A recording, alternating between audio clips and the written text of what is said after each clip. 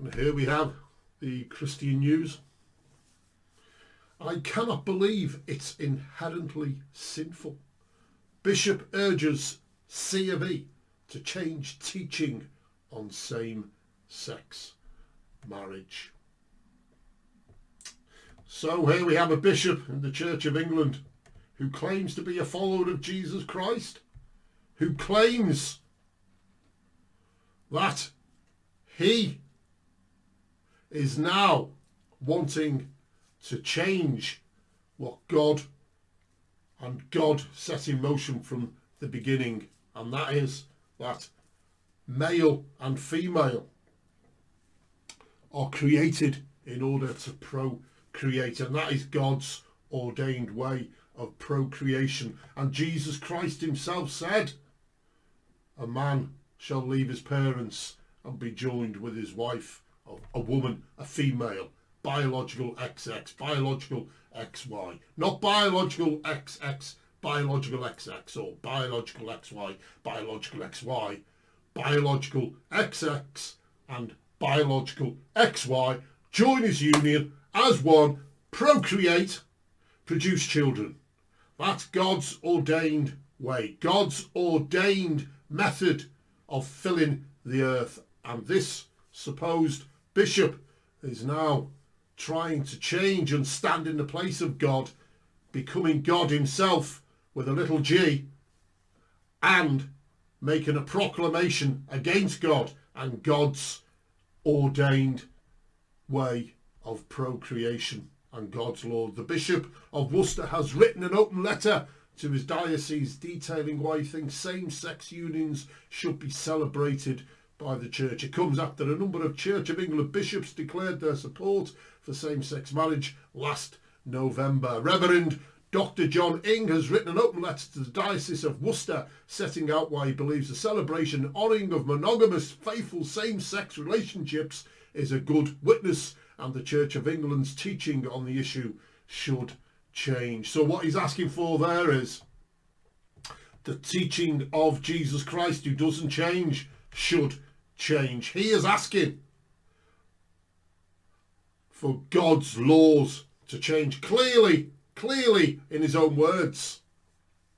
Bishop John argues that scripture needs to be re-examined in the light of modern culture and science. Bishop John claims that whilst being bound by the scriptures, the church interprets them through the living application of reason and experience, and as a result it has caused him to reassess his reading of them. See, what he is applying there is his fallen reason and experience. He is moving away from the scriptures, and as a sinner, a sinful, fallen man, he is using his fallen nature to try to rewrite what God has written in his word concerning guidance on marriage, guidance on human procreation. Over the years, I have observed good, faithful, monogamous relationships between people of the same sex, which I cannot believe to be inherently sinful. Need I remind the Bishop John Ing that no man is good. Jesus Christ said no man is good. Only God is good. Our actions are actions from a fallen nature. And you, Bishop, are demonstrating that right now.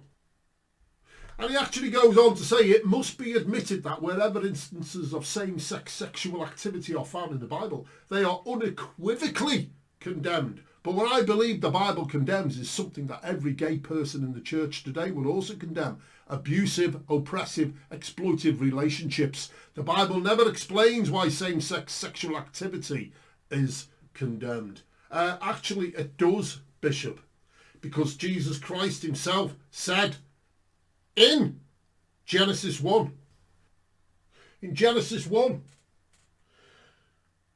starting at verse 26, then God said, let us make man in our image, after our likeness, and let them have dominion over the fish of the sea and over the birds of the heavens and over the livestock and over all the earth and over every creeping thing that creeps on the earth. So God created man in his own image. In the image of God he created him. Male and female he created them. And God blessed them.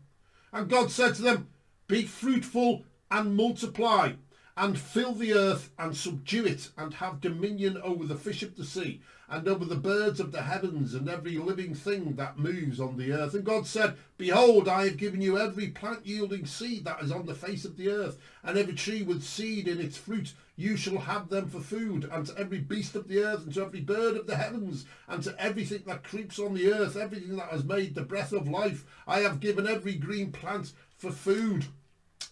And it was so. And God saw everything that he had made. And behold, Bishop, it was very good. And there was evening, and there was morning, the sixth day. I'll just say that again for the bishop. So God created man in his own image. In the image of God, he created them. Male and female, he created them. And God blessed them. And God said to them, be fruitful and multiply and fill the earth and subdue it and have dominion over the fish of the sea and over the birds of the heavens and over every living thing that moves on the earth. You see, and he said it was very good. Right there, this bishop is denying what God has told him. It's deliberate, willful disobedience and encouraging others to do the same. The Bible never explains why same-sex sexuality activity is condemned. It clearly does.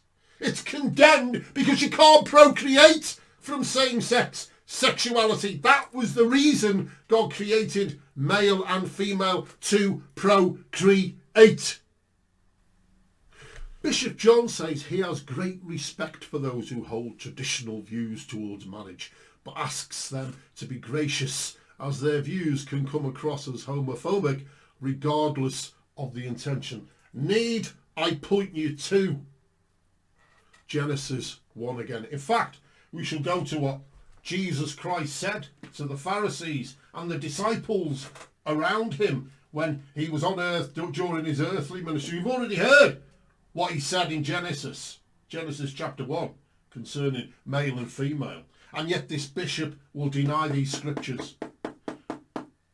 He is clearly denying these scriptures. Jesus Christ speaking. Mark chapter 10, verses 6 to 9. But from the beginning of creation, God made them male and female. Therefore a man shall leave his father and mother and hold fast to his wife. And the two shall become one flesh. So they are no longer two, but one flesh. What therefore God has joined together, let not man separate. Clearly this bishop is trying to separate this. He's trying to distance himself from this. And also he's encouraging other believers in Jesus Christ to go along with this deception that he is speaking and which he is trying to teach and introduce into what is supposedly the body or the church of Jesus Christ. And he is clearly a false teacher. I believe Jesus Christ over this bishop. Now, when we look at what Jesus Christ is describing here, he speaks of male and female. Now, male is XY chromosome. Female is XX chromosome. And we also know that wife equals XX chromosome. Husband equals XY chromosome, because they're trying to change words, trying to change definitions. How many times have you heard there's a lesbian couple? I've heard it multiple times. One of them saying, my wife. But they're trying to change the definition, so don't be fooled. Because we know what makes a man and a woman. We know it's in the DNA. We know God made man and woman, male and female, for a specific reason. To procreate, to fill the earth. And that is clearly demonstrated scientifically in our DNA, and how children and offspring of humanity are brought into the world. And Jesus Christ confirming this.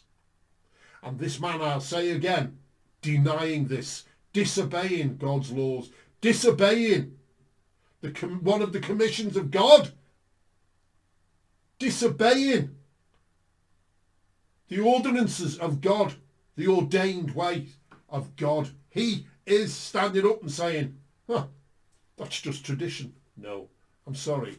That is the way it is. That is how God and our past 6-something thousand years of human history has demonstrated to us that that's how we procreate. That is how God ordained procreation, filling the earth to be. It's impossible to fill the earth with 2 males. It's impossible to fill the earth with 2 females. Here's a bit of an illustration. Okay, we've got an island. One island over there is full. In fact, no, we'll have 3 islands. One island over there is full of just males. One island over there is full of just females. The island I'm on, because I'm on the right island, is full of males and females. In, let's just say, 100 years, given a lifespan at the moment is potentially up to 100 years or thereabouts, which island will still be inhabited? Yes, it'll just be full of corpses on the male-only island. It'll just be full of corpses on the female-only island. But on the island that I'm stood on, it will be inhabited and remain inhabited for as long as we procreate between male and female. It's simple, folks. Don't let them deceive you. Don't let them lie to you. Yes, if you want to go and have sex with another man, if you're a man, or sex with another woman, if you're a woman, go and do it. But don't tell me that that is God's ordained way. And don't tell me that I have to agree with that. Otherwise, I'm this or I'm that. God has given us common grace. Everybody's got common grace. And one day our actions will be judged by him. Everything, we will stand before him. Whoever you are, you'll stand before him and give an account for your actions. And saying to him, oh, but I was good, and this is... No, that's not good enough.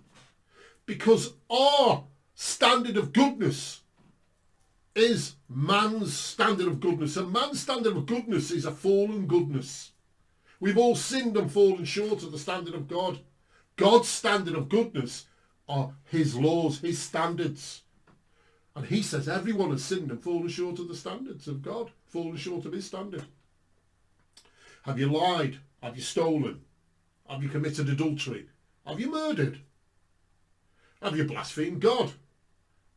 Yes, we can all, if we're honest with ourselves, admit we've all fallen short of God's standards. That's God's standards. We judge ourselves. For instance, you might nick, say, let's just say a pen or a sweet from a shop when you were a child. But we've got our mate who may have put a few windows in, or who may have done something else, or somebody who's murdered. By that standard, if we're just using man's standard, because all of men have fallen short of the standard of God and sin and disobeyed God's laws, then in comparison to our fellow men and women, we may look good. But according to God's standards, his laws, every single one of us is guilty. None of us are innocent. And for this reason, because of the first sin of Adam and Eve and disobeying God in the Garden of Eden, he became a man 4,000 years after the garden, 2,000 years ago, for his people, for his sheep.